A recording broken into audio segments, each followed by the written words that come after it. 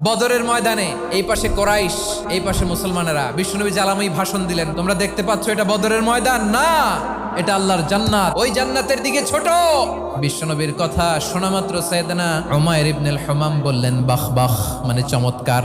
বিশ্বনবী বললেন মা ইয়াহমিলুকা আলা কওলিকা বাখ বাখ ইয়া উমাইর, আমার এই কথা শুনে তুমি কেন বললা বাখ বাখ? ইয়া রাসূলুল্লাহ, আপনার এই কথা শুনে আমি বড্ড খুশি হয়েছি, আর আমি প্রত্যাশা করছি আমি যদি ওই জান্নাতের মালিক হতে পারি তাহলে কতই না ভালো হতো। সুবহানাল্লাহ বলেন। বিশ্বনবী বললেন উমাইর আনতা মিন আহলিহা, তুমি ওই জান্নাতের অধিবাসী, তুমি জান্নাতি। উমাইর চিন্তা করলেন আমি জান্নাতি, নবীর মুখ দিয়ে যখন বেরোইছে ওই জান্নাতে তো আমার ঢুকতেই হবে, কিন্তু হাতে 3টা খেজুর খেয়ে যদি জেহাদের ময়দানে যাই তাহলে জান্নাতে যেতে তো দেরি হয়ে যাবে।